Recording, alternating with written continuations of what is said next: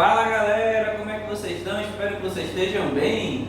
Tio lá na área e continuamos online. Meu povo, como eu tinha dito para vocês, falar de Revolução Francesa, né, é um assunto um pouquinho estendido.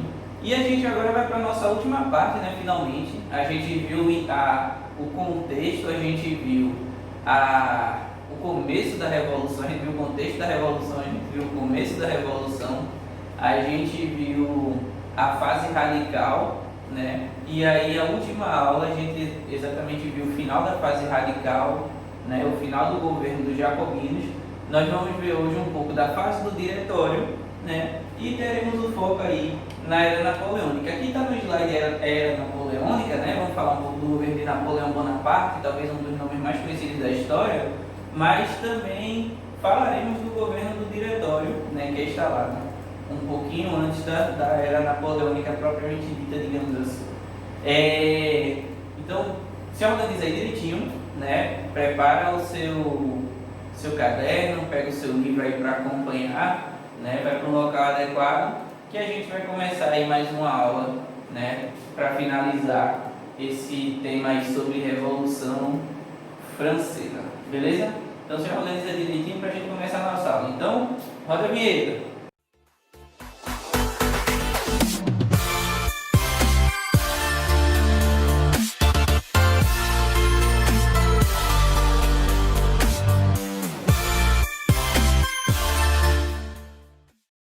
Bom, meu povo, como eu disse para vocês, hoje nós estaremos aqui falando sobre era napoleônica.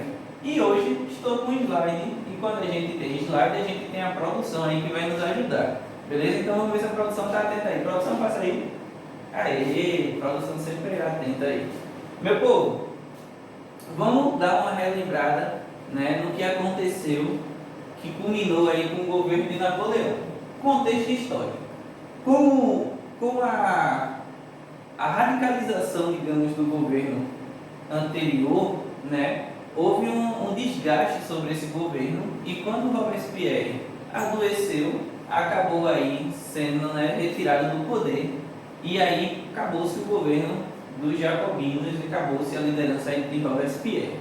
Agora, né, outro partido estava com o poder na mão, e a partir desse momento, com o apoio de outros grupos, né, como por exemplo a burguesia, houve-se toda uma mudança na forma de governo aí da França mais uma vez. Então veja, a França era uma monarquia absoluta no começo da nossa história, passou a ser uma monarquia parlamentar, passou a ser uma república sob o governo dos jacobinos, e agora continua aí, né, como uma república, digamos assim, mas agora com uma nova forma de governo, que era o governo do diretório. Então vamos ver o que aconteceu. Assim que acabou o governo anterior, foi organizado um pequeno comitê, um pequeno grupo de pessoas, né, que eram, digamos assim, os diretores desse diretório, e a eles foi atribuído o poder executivo, ou seja, esse pequeno grupo de pessoas é que assumiria o governo da França. E aí, com esse novo governo, né, começou uma repressão contra os jacobinos e seus aliados, né? Obviamente a galera perseguiu o governo anterior. Houve um fim às reformas promovidas pelos jacobinos, né? Como a gente viu na aula anterior, os jacobinos tinham promovido algumas reformas até para conseguir um apoio maior da população, porém tornou o governo um pouco mais repressor com a oposição, enfim, entre alguns problemas que teve, acabou aí desgastando e caindo. E aí, diante das mudanças, alguns comerciantes começaram, né, a segurar o produto para poder lucrar mais com a procura, né? A burguesia que sai ganhando essa história acaba segurando, alguns comerciantes seguram alguns produtos para tentar aí vender um pouco mais caro, porque vai ter mais gente procurando. E aí, diante da situação, o governo não resolve e a gente vai ter um aumento do preço dos produtos e um aumento da inflação. A moeda ela começa a desvalorizar. Então, se um valor comprava uma certa quantidade, agora esse valor não compra mais uma certa quantidade, compra uma quantidade menor, a moeda perde valor, né? É só um exemplo, tá? Não tem nada necessariamente a ver com isso, mas tipo assim, aquele meu R$ 1, digamos, aqui no Brasil que eu comprava 10 pães, agora só compra 5. É o mesmo R$ 1, mas agora é com menos poder, menos valor, né? Então, nesse caso, a moeda ela deu essa caída aí, ela passou por esses problemas, desvalorizou, né? O preço das coisas aumentaram e, fora isso, as constantes ameaças internas, né? Os problemas internos que a França já via, ela ainda estava, digamos assim, em ritmo de revolução, né? E as várias ameaças externas, da coligação, né? Aquele grupo de países que queria derrubar o governo francês que foi instaurado, né? Com medo de que esse governo ameaçasse e influenciasse, né? O acontecimento nos seus países, liderado, sempre lembrando, pela Inglaterra. E aí, isso gerou benefícios à burguesia, que lucrou agora com essa nova perspectiva, né? E, diante do governo confuso e com alguns problemas que teve o diretório, ele simplesmente se encerrou, né? Houve a queda do diretório, houve o fim do diretório, foi realmente um tipo de governo que não resolveu muito a situação. E aí, né, começou a se propagar a ideia, né, de que era necessário um governo centralizador, né, um governo forte, né, um governo, inclusive alguns abriram espaço para um governo autoritário, e começou a difundir a ideia de que talvez um tipo desse governo resolveria, ou seja, começou a abrir espaço a um governo com características mais ditatoriais. A galera começou, em meio ao caos, a achar que a solução era um governo de uma característica mais ditatorial, né? E aí procurou-se uma pessoa que representasse essa centralidade, procurou-se uma pessoa que representasse talvez o patriotismo, digamos assim, lá na França, e representasse a força e coisa do tipo, né? Uma pessoa que tivesse carisma também para lidar com as situações. E essa pessoa que começa a se projetar é justamente Napoleão. Napoleão é um grande estrategista militar, vitorioso em grandes batalhas, muito carismático, muito inteligente, considerado gênio por alguns, e ele começa aí a ser a principal referência, começa a se tornar meio que um grande nome na França, ainda jovem, né? Ele chega ao posto de comandante, de general, né?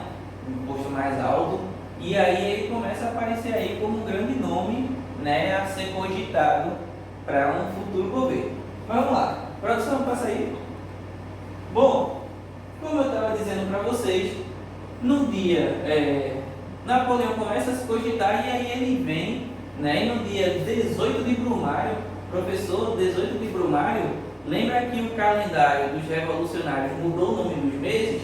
Pois bem, então, aqui é 18 do mês de Brumário, né, é encerrado a fase anterior e começa uma nova fase de governo, e aí é instalado um consulado, né, uma espécie de governo que centra o poder na mão de pouquíssimas pessoas, né, às vezes 2, 3, ou mesmo uma pessoa no governo, né, e esse consulado ele é necessário para sua elaboração e ligado à sua elaboração uma nova constituição, então mais um novo conjunto de leis para a França.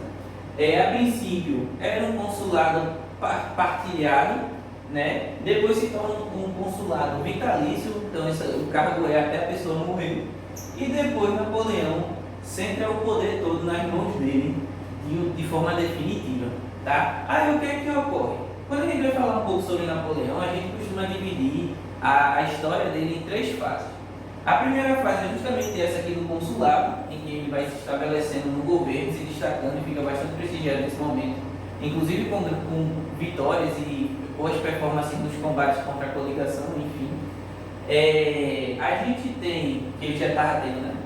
A gente tem a segunda fase, que é a fase império, acredite ou não, Napoleão se torna imperador, né? E depois a gente tem o governo de 100 dias, que é do fim do governo imperial de Napoleão e a volta que ele tem ao governo por um período curto de tempo, na qual ele encerra de vez o seu governo, o seu mandato, digamos assim. Produção? Bom, e aí, como eu disse para vocês, Napoleão vai começar a se destacar por causa de alguns feitos.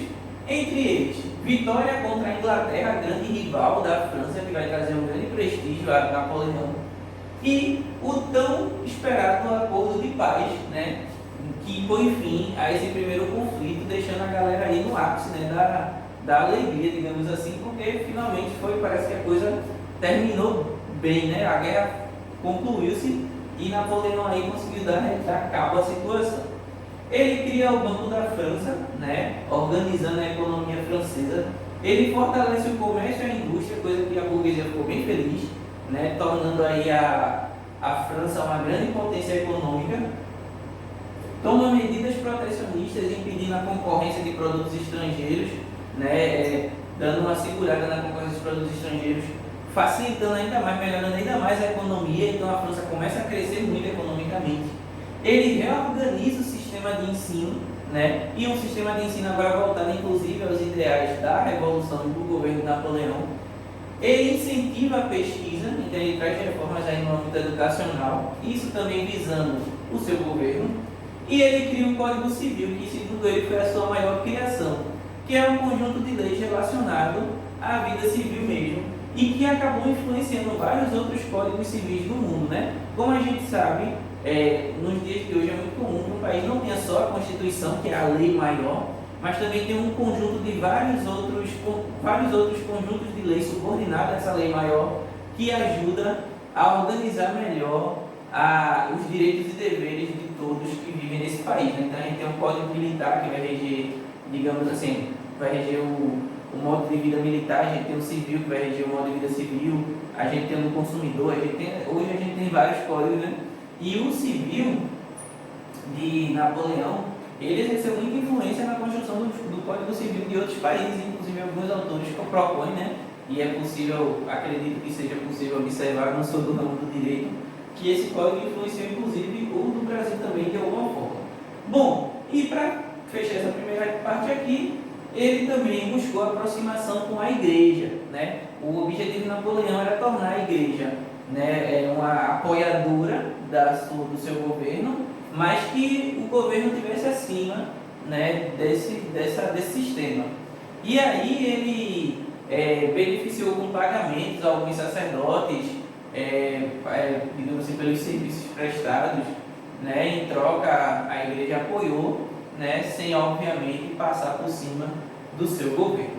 E a coisa ia realmente fluindo para o lado da França, até que a galera resolveu fazer um plebiscito. O que é um plebiscito? Digamos que uma consulta à população. Resolveu perguntar, o que é que vocês acham de tal ideia? E aí é onde vocês imaginam. Qual será a ideia desse plebiscito? Produção? Organizou-se aí um plebiscito para saber se o povo queria tornar a França um império sobre o império de Napoleão. Napoleão foi bem que eu poderia ser imperador desse negócio, digamos assim. Não, brincadeiras à parte, né? Foi feito um plebiscito aí para uma nova forma de governo.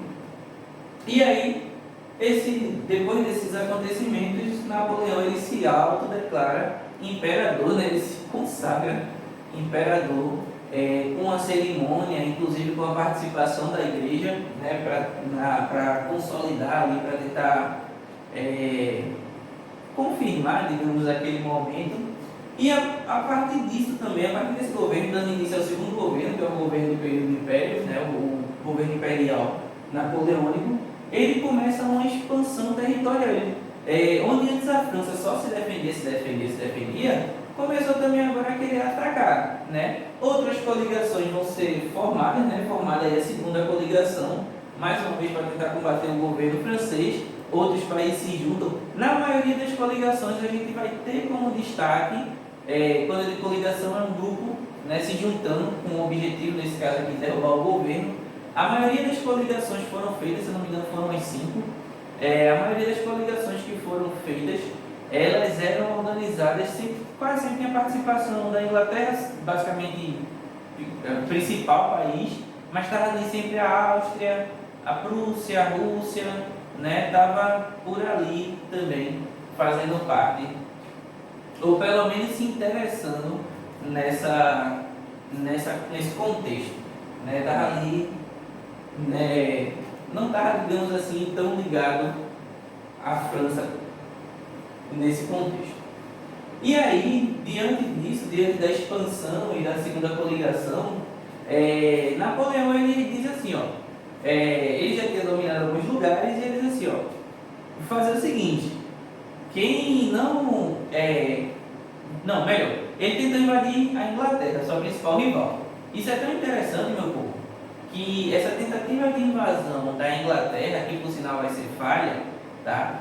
Esse erro ele vai ser repetido mais na frente por um outro governante, talvez o maior símbolo de um governo ditatorial da história da humanidade, que a gente vai ver lá no 9º ano, olha só. E esse, engraçado que os dois erros, eu costumo dizer, os dois erros que Napoleão cometeu, esse cara não, graças a Deus, digamos assim, não estudou história e cometeu também.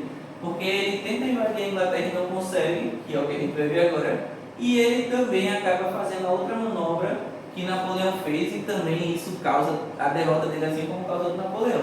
Mas vai ficar curioso aí para a gente ver só mais na frente. E aí, voltando ao que eu estava dizendo, Napoleão ele tinha conflitos com a Inglaterra, mas era muito difícil vencer a Inglaterra, porque por terra, que é onde estava a força maior de Napoleão, não tem como chegar na Inglaterra, porque a Inglaterra, se você olhar no mapa, é uma grande ilha. É uma grande ilha. Então não tem como ir com suas tropas andando por cima da água, né? Então, por terra, não tinha como chegar lá para vencer a Inglaterra, tem que ser por mar. Só que por mar a Inglaterra era forte. Então a Inglaterra não vencia a França, mas a França também não vencia a Inglaterra. A não ser que a Inglaterra viesse combater em terrenos aqui próximo da França, aí a França ganhava. Mas para vencer a Inglaterra de vez era difícil. E aí, diante da situação, Napoleão fez o seguinte, pois então, fora os territórios que ele já tinha conquistado, outros países que estavam ao redor, disse assim, a partir de hoje, ninguém vai comercializar com a Inglaterra. A gente vai estrangular a economia inglesa. Lembrando que a Inglaterra estava com a sua revolução industrial, produzindo pra caramba, espalhando esses produtos pelo mundo. E Napoleão aí, ele propôs aí o bloqueio, ele impôs o bloqueio continental, proibindo o comércio de qualquer país aí com a Inglaterra, sob pena de que quem descumprir esse acordo, eu vou invadir. Fora os que ele já tinha invadido, né? E aí, meu povo, esse acontecimento aqui, ele é extremamente fundamental para a história do Brasil. Do Brasil, professor, o Brasil está do outro lado, o Brasil nem aparece nessa história ainda, por que do Brasil? Você verá mais na frente, mas de maneira geral, é importantíssimo para a história do Brasil, porque esse acontecimento ele vai marcar o início das mudanças que ocorrerão no Brasil, digamos assim. Mas eu deixo isso para depois também, mas guarde esse nome aqui, ó. Bloqueio continental imposto por Napoleão. Vou dar só um spoilerzinho. Portugal vai descumprir esse acordo, né? Veremos o que, vai acontecer com isso. E aí, Portugal, Napoleão manteve governos aí, domínios sobre várias regiões, expandiu seu território e em alguns lugares ele realmente impôs uma certa, um governo extremamente duro. E isso gerou algumas críticas ao governo Napoleão, tanto dentro quanto fora, né, por causa da violência mesmo utilizada em alguns casos. E aí, diante das críticas, né, Napoleão realmente mostrou uma face ditatorial com uma grande repressão e censura por parte do governo, né, tornando o governo com características realmente ditatoriais e consolidando, né, essa percepção de vez. E esse autoritarismo que vai começar a causar um certo desgaste ao seu governo, assim como causou a outros em alguns momentos. Vamos lá, produção? Bom, no período imperial ainda foi formado novas coligações com novas vitórias francesas, né? Até que o bicho pega de vez com o segundo acontecimento que eu falei para vocês, que outro governante vai ter mais na frente, guardado o devido contexto. A Rússia, que tinha negócios com a Inglaterra, né, viu-se que a economia ia dar ruim e resolveu desobedecer. Desobedeceu aí o bloqueio continental. Aí a França pegou e fez o invadir. E Napoleão se organizou e invadiu a Rússia. Só que a Rússia ela sempre se prevalece do seu território, que é muito grande. E aí o que aconteceu? Só para você ter ideia, como é que o exército de Napoleão fazia? Para se manter, né? Lembrando que a guerra não é só bala, precisa ter comida, precisa ter uniforme, precisa ter remédio, precisa ter várias coisas, né? Os esforços de guerra são muitos. E aí, Napoleão, as tropas napoleônicas, para prevalecer, muitas vezes elas utilizavam do saque feito do território conquistado, ou seja, conquistava uma cidade e usufruía fazia um saque, né, usufruía daquele território que conquistou para poder se manter.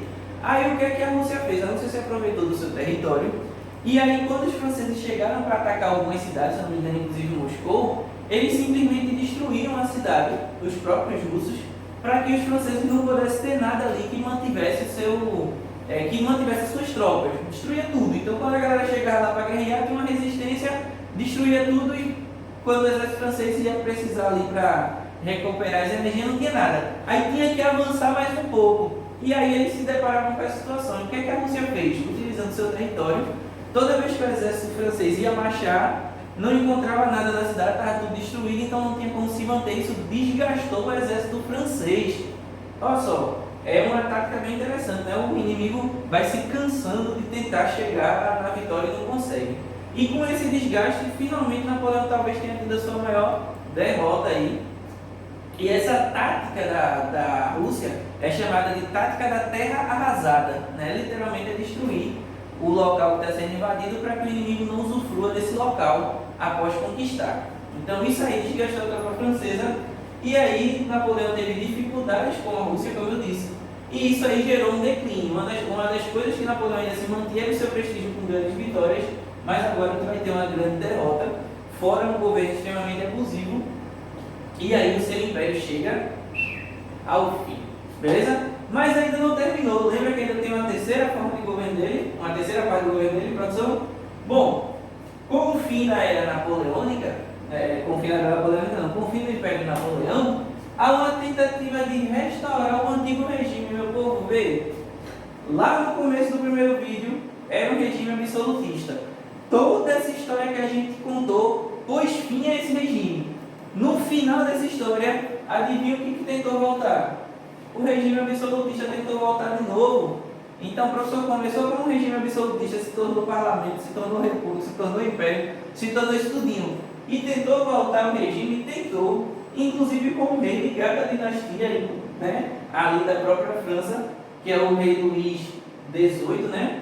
E ainda de quebra foi instituído o Congresso de Viena, que era uma assembleia organizada pelos principais líderes, digamos assim, voltados à monarquia da Europa, que tinha como objetivo, literalmente, né, restituir o antigo regime e voltar a trazer à Europa a velha estrutura, né, que foi aí basicamente destruída, desmantelada, principalmente com o governo de Napoleão. Então a galera organizou aí uma tentativa de reestruturar de novo toda a Europa, transformando ela, né, nas características anteriores a todo esse processo. E obviamente a França dentro disso.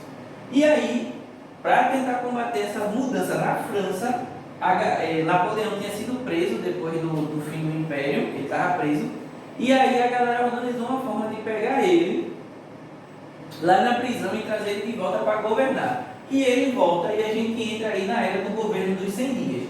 Só que por fim aí, Napoleão não consegue se estabelecer, tem alguns problemas e derrotas nas várias áreas aí do seu governo, digamos assim, e aí chega ao fim de vez a era napoleônica. Produção? Isso consolida, né, obviamente, de vez o Congresso de Viena, que partia de 3 princípios. Quais eram os princípios do Congresso de Viena? Lembrando que o Congresso de Viena não tem só influência com a França, mas aí é para a Europa como um todo. Ela tem o princípio da legitimidade, né, que de forma geral estava ligado à restauração do regime absolutista. Princípio da restauração, que dentro desse regime absolutista traria de volta os governantes anteriores, digamos assim, e o princípio do equilíbrio, que é uma forma dessas monarquias dividirem e organizarem de uma maneira com que cada país ali, cada monarquia pudesse dividir de uma forma que nenhuma potência se tornasse poderosa demais ou fraca demais entre as principais potências ali da região. A ideia era reformar toda a Europa ali de uma maneira mais organizada para que o antigo regime voltasse. Aí você diz, professor, se a revolução e a mudança se volta, depois desse tererê todinho, tudo voltou ao normal. Aí é onde entra. Mesmo que todas essas coisas tenham se consolidado, a Europa nunca mais foi a mesma. A Europa e a França, obviamente, nunca mais foi a mesma. E isso gerou um processo de mudança definitivo, porque nunca mais foi a mesma. Agora a galera construiu uma nova sociedade, em alguns lugares tentou se restaurar a monarquia, absolutista, mas não fluiu. Inclusive, mais na frente a França a gente vai ver que ela vai seguir mais na frente outros padrões, enfim. Então isso vai trazer um ambiente diferente para a Europa, que vai consolidar algumas coisas, mas outras vão ter ruptura total. Por isso uma revolução, tá? E aí, por fim, alguns países também fizeram, né, para tentar garantir os seus interesses, algumas parcerias, e eu dei destaque aí a famosa Santa Aliança, feita pela Áustria, Rússia e Prússia, né, com o objetivo de manter algumas estruturas de seu interesse. Meu povo, fechamos finalmente a Revolução Francesa. Tem mais de França mais na frente? Tem. A gente vai falar mais na frente aí de França, vai ver que não terminou a história aqui, mas esse momento de revolução, né, a gente tá encerrando por aqui e segue aí em outras histórias bem mais na frente, tá bom? Espero que vocês tenham entendido, espero que vocês tenham gostado, espero que vocês tenham anotado e a gente vai se vendo nas próximas aulas. Curte e compartilha aí, até a próxima!